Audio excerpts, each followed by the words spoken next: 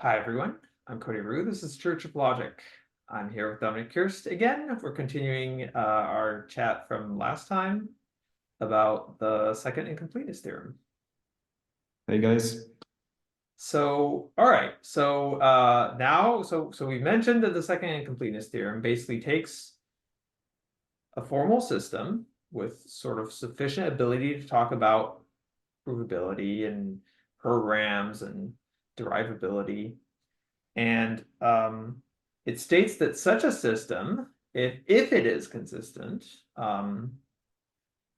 cannot prove that itself is consistent, right? So a system can state things about provability if it has sufficient arithmetic, right? It can say this formal system can prove, things. Can it prove false, right? That's a quantified statement. And so at least it could ask the question. And the second incompleteness theorem says that it cannot answer that question in the affirmative. It cannot say, I can't prove false.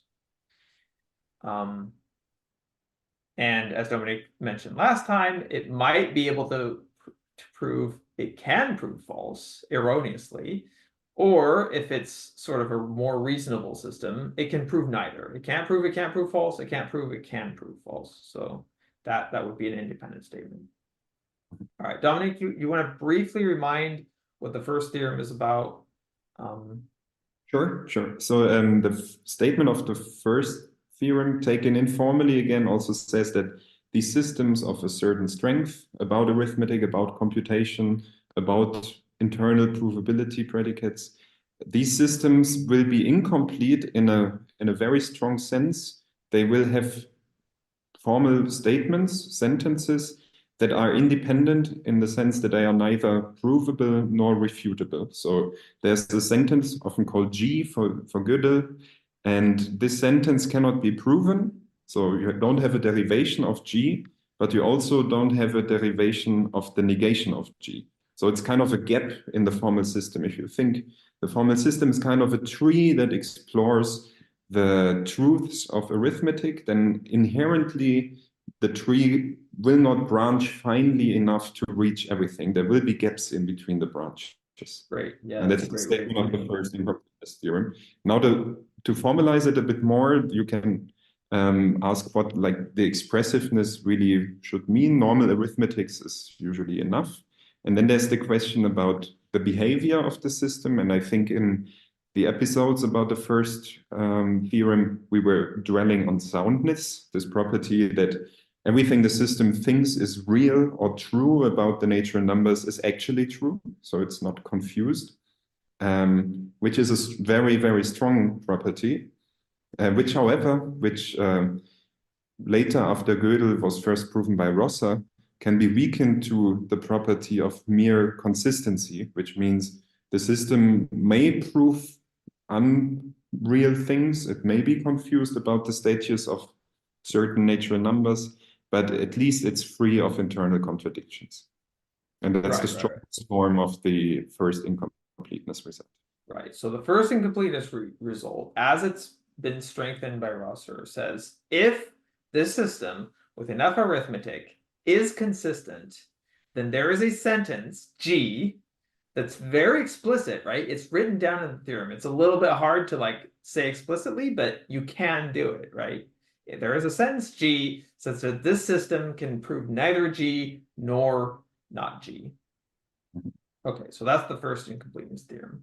So now what's the relationship with the second incompleteness theorem? This is the cool bit, in my opinion. Very good trick. Oh, and sorry to interrupt, but as a side note, John von Neumann, who is this like absolutely, stellar mathematician, and logician of the 20th century, was one of the first really Gödel enthusiasts, right? Gödel presented his first incompleteness theorem, and Hilbert was kind of didn't care that much. He was like, this is some weirdness.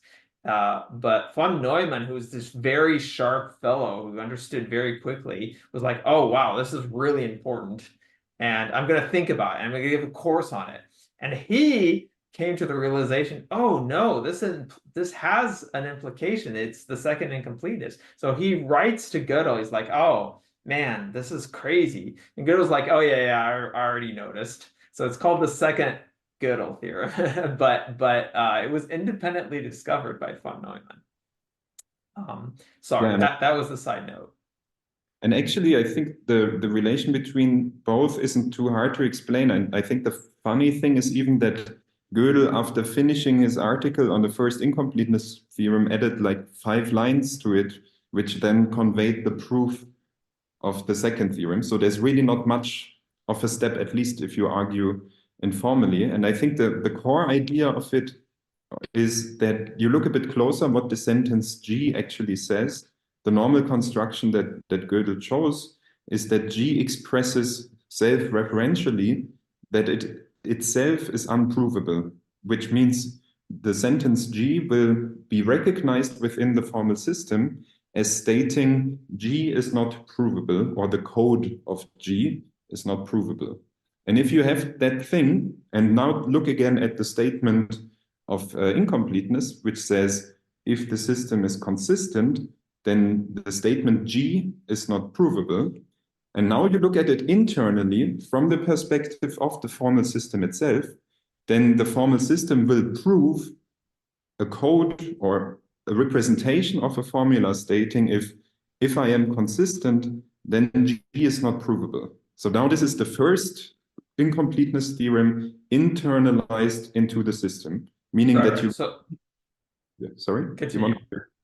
Okay. Continue. I can continue from here. I repeat what the main idea is. You look at the proof of the first theorem and see that you don't need fancy mathematical reasoning. You just need basic arithmetic. So again, you can take the whole proof, turn it into a formal derivation within the formal system that you're looking at. And that means that you get an internal version of the first incompleteness theorem. And from there, this is the crucial idea, yes. That's the crucial idea, and spelling it out formally will take ages. Luckily, Gödel just said, yeah, you can do that, which saves a lot of time. Yes. If you have done that from there, it's just a corollary to take the second incompleteness result. Because if you now know inside the system things, if it is consistent, then G is not provable. And now if you assume the system would prove its consistency, then you can take this implication, if consistent, then G would be provable, and use the consistency to derive that G would be provable. But then you have a contradiction to the first incompleteness theorem, which told you that G is not provable. Right. The statement G says that G itself is not provable, right? So you say, okay, if my system is consistent, then G is not provable. But guess what? That exactly is what G says. And so therefore, G holds, right? And the system knows it because it applied this incompleteness theorem. So this is kind of mind-bending again, in the same way that the proof of the first incompleteness theorem was mind-bending. That now, because I've internalized this proof and I've proven that G is not provable within the system, and that's exactly what G says, I have therefore proven G, right? And so this is a mind-bending thing, but sort of mathematically it's straightforward, right?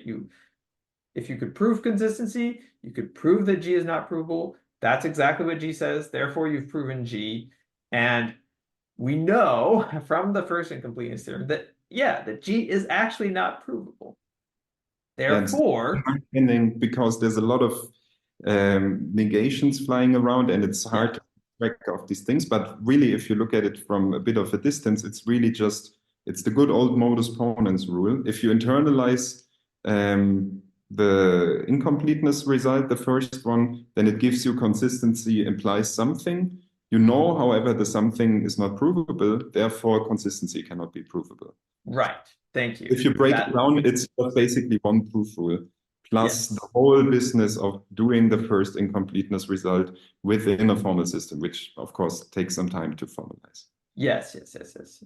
Great. So the fact that we know that G is not provable, plus the fact that we know that implication that if it's consistent, then G means that that left-hand side of the implication, the consistency cannot be provable, possibly.